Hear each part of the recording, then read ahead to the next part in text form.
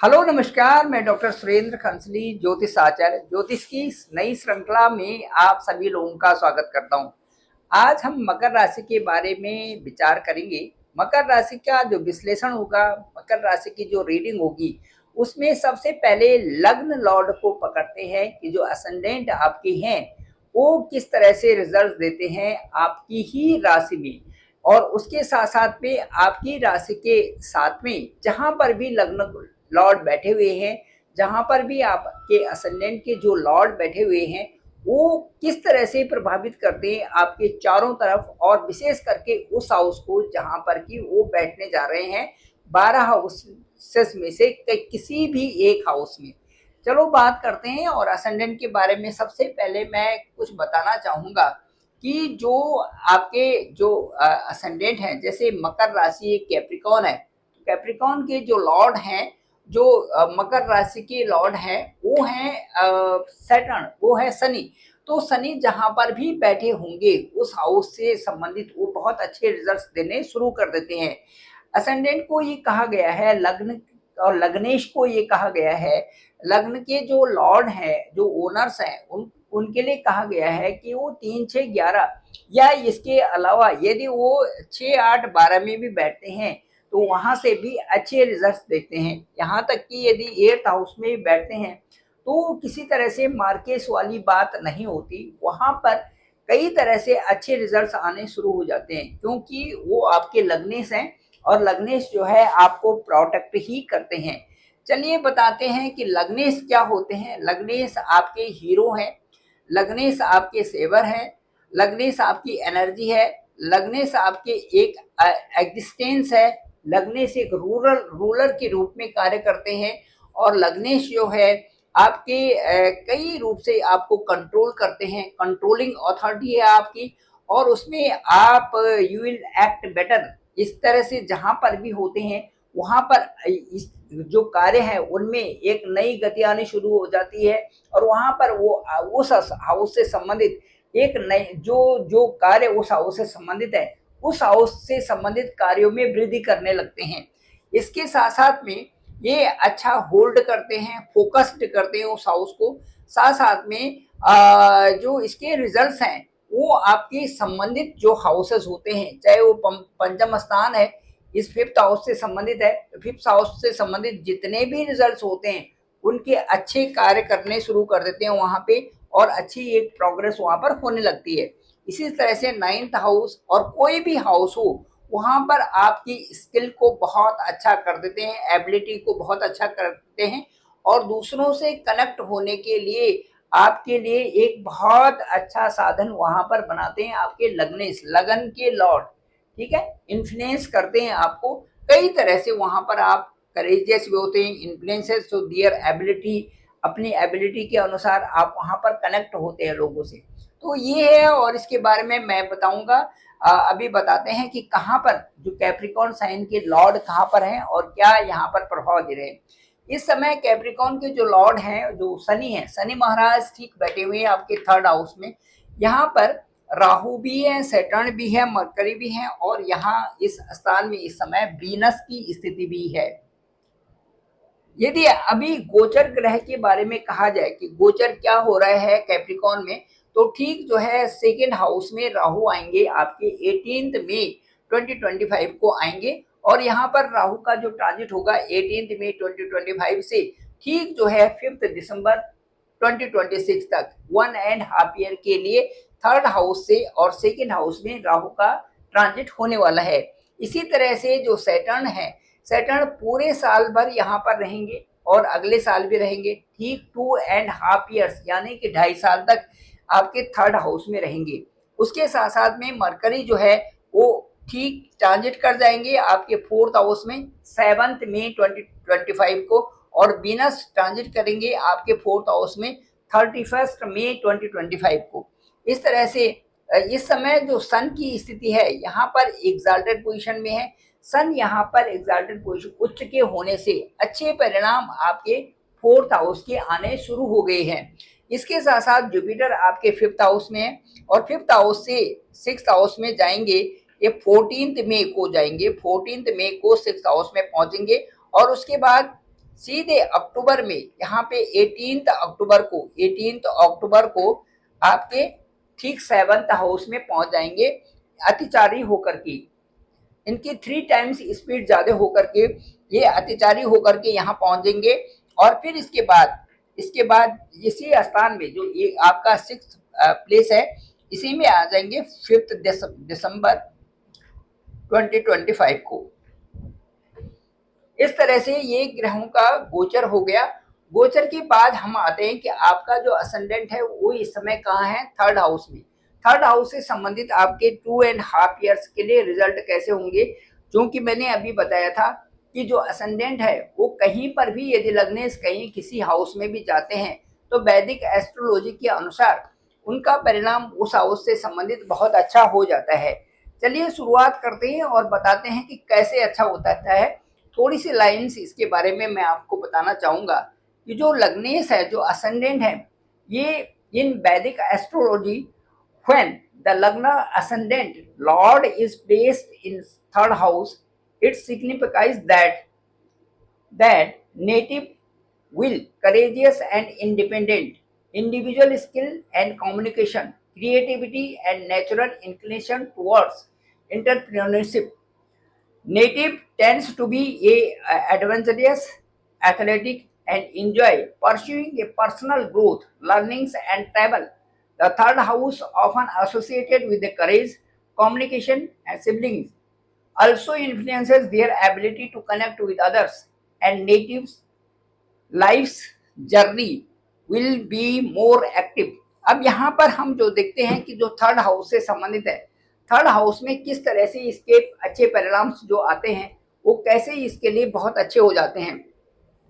Ascendant किसी भी house में हो, यदि 2nd हाउस में भी जा रहे हैं तो 2nd हाउस से संबंधित जो यहाँ पर धन, कुटुंब और परिवार का स्थान है, वाणी का स्थान है, इस स्थान को उसी के अनुरूप बदल देते हैं।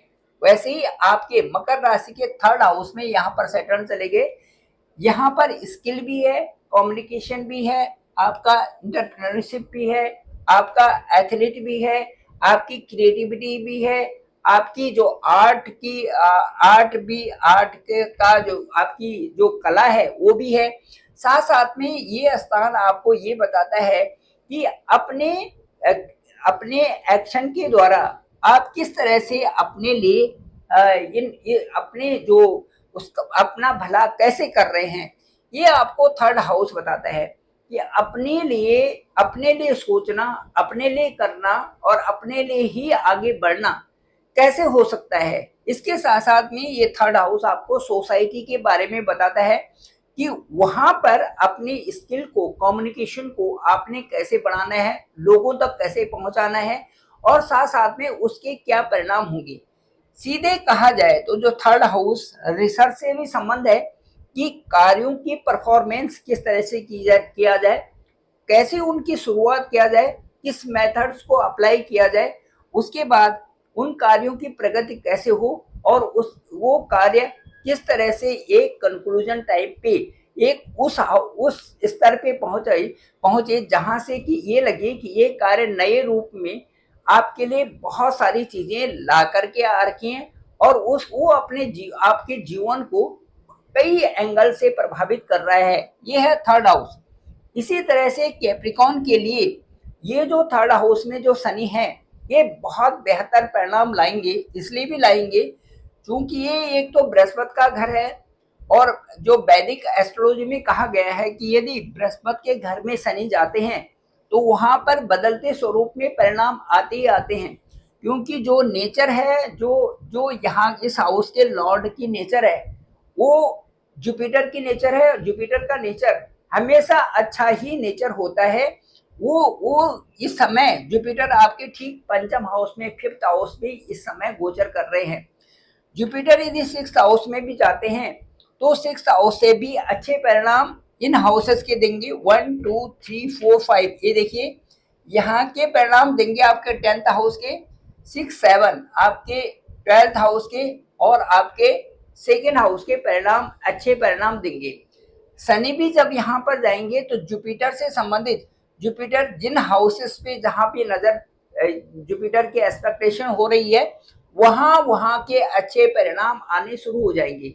ये समझिए कि कैप्रिकॉन के लिए जो 5th हाउस के रिजल्ट मई 2025 तक, और उसके बाद जो यहाँ पर जो रिजल्ट्स होंगे ये, और जहां पर भी जुपिटर जा रहे हैं अतिचारी होकर के भी जो जा रहे हैं, जैसे आपका 6th 7th, उसके बाद आपका ये देखिए आपका 10th, उसके बाद 12th हाउस और आपका 2nd हाउस, इन सभी हाउसेस के जो रिजल्ट्स होंगे उनके लिए भी सैटर्न की एक रिस्पॉन्सिबिलिटी बन जाती है कि वही रिजल्ट और उसी तरह के रिजल्ट में आपको बहुत अच्छे सपोर्टिव हो जाएंगे शनि महाराज 3rd हाउस से। और 3rd हाउस के जो रिजल्ट होंगे वो आपको आगे ले जाने के लिए आपके पराक्रम से ये पता चलता है कि आपकी दिशा कौन सी है और आपकी दशा कौन सी है, आपकी दशा में उनको क्या करना चाहिए। यहाँ पर सैटर्न को बहुत मजबूती से दिखाई दे रहा है। सैटर्न आपकी रिस्पॉन्सिबिलिटी भी संभाले हुए है और साथ साथ में आपके लग्नेश होने के नाते आपके लिए सोच रहे हैं कि कौन सी धारा आपके लिए सबसे अच्छी रहेगी। इसीलिए लग्न का 3rd हाउस में होना, और अभी चूंकि ये अभी 29 मार्च को आपके 3rd हाउस में आई हुई हैं, इसीलिए आपके 1st हाउस और 2nd हाउस के लॉर्ड बन के 3rd हाउस में आए हुए हैं। इसीलिए इस समय कैप्रिकॉन आपके, एक तो आपके पर्सनल ग्रोथ के बारे में सोच रहे हैं, दूसरा आपके कुटुंब के बारे में सोच रहे हैं, आपके धन के बारे में, इन्वेस्टमेंट के बारे में सोच रहे हैं, और साथ साथ में आपके एंटरप्रेन्योरशिप जो व्यापार है, जो बिजनेस है, उसके बारे में सोच रहे हैं। साथ साथ में आपके 10th हाउस के बारे में, आपके फाइनेंशियल ग्रोथ के बारे में सोच रहे हैं, और आपके विदेशों की यात्रा के बारे में भी सोच रहे हैं। कुल मिलाकर इस समय यदि कुल मिलाकर के देखा जाए तो आपकी जो पर्सनल लाइफ है, जो पर्सनल ग्रोथ है, वो भी एक सही तरह से आगे बढ़ रही है। और उस पर्सनल ग्रोथ के साथ साथ में जो मुख्य रूप से जो आपके जीवन के उद्देश्य हैं उनकी पूर्ति भी हो जा रही है। सबसे अच्छी बात यह है कि आपके अंदर इस समय संतोष बना हुआ है, जो कि बहुत महत्वपूर्ण है। कहते हैं वो धन गज धन वाज धन और रतन धन खान, जब आवे संतोष धन सब धन धूरी समान।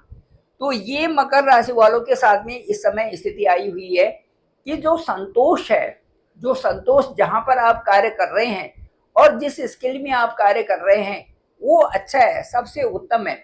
मैं किसी से कम नहीं हूं, इसलिए ये सोचने पर ही कि मेरा जो जन्म है, अब मैं अपने स्किल के द्वारा, अपने कर्मों के द्वारा, अपनी व्यक्तिगत क्षमता के द्वारा जो भी कार्य कर रहा हूं या जो भी कार्य कर रही हूं वो सफिशिएंट है और प्रभु का आशीर्वाद मेरे ऊपर बना रहे। ये इस समय स्थिति ठीक मकर राशि वालों के लिए है। मकर राशि वाले इस समय बहुत जागरूक अवस्था में लग रहे हैं, क्योंकि 3rd हाउस में जैसे ही 29 मार्च को शनि का गोचर हुआ है, ये आपके लग्नेश बन करके वहां पर जा रखे हैं। कोई भी इसमें दूसरा नहीं है, सेम रूप में आपके जो कार्य हैं उनको सही दिशा में लेने के लिए यहाँ पर शनि का गोचर हुआ है। अब ये सही दिशा कैसे पकड़नी है, हर कार्य के दो पहलू होते हैं, उसी तरह से हमारे अंदर भी पॉजिटिविटी और नेगेटिविटी हर मनुष्य के अंदर होती है। केवल तभी टोटल 100% पॉजिटिविटी तभी आती है जबकि कोई भी इंडिविजुअल, दुनिया का कोई भी इंडिविजुअल जब उस परमात्मा तत्व से मिला होता है इसी जीवन में, आंखें खोलने के बावजूद भी उस परमात्मा तत्व का ही हर समय चिंतन करता है जो कि उसके अंदर भी है, तो उस तत्व को फिर सब में देखने लगता है और उसी की धारा में बहने लगता है, तब 100% पॉजिटिविटी है। अदरवाइज हर एक के अंदर जब तक उसका फुल कनेक्शन नहीं होता तब तक हर एक के अंदर पॉजिटिविटी और नेगेटिविटी बनी होती है। अब उस पॉजिटिविटी को ज्यादा बढ़ाने के लिए इस समय मकर राशि के लिए 3rd हाउस में शनि का गोचर है। आप पॉजिटिविटी बनाइए और सही दिशा में जाइए, क्योंकि देखो यहाँ पर वीनस भी एग्जाल्टेड है इस समय, 31 मई को ये आपके 4th हाउस में आएंगे। 4th हाउस भी इनके लिए बहुत अच्छा हाउस है। और उसके बाद जो यहाँ पर मरकरी भी हैं, बुध भी हैं, ये भी 7 मई को आपके 4th हाउस में आएंगे। अब राहु और सैटर्न आपके जो इस समय वर्तमान में ये आपके ठीक 3rd हाउस में है और यहाँ पर इस समय पूर्वा भाद्रपद नक्षत्र में है। अभी ये उत्तरा भाद्रपद नक्षत्र में यहाँ चले जाएंगे तो 28 जो अप्रैल होगा उसके बाद उत्तरा भाद्रपद नक्षत्र में यहाँ पर अच्छा समय आपका शुरू होता है। और 18 मई को आप राहु जो है आपके 2nd हाउस में चले जाएंगे और 18 मई से जो 5 दिसंबर 2026 तक यहाँ पर रहेंगे, 1.5 ईयर आपके 2nd हाउस में रहेंगे।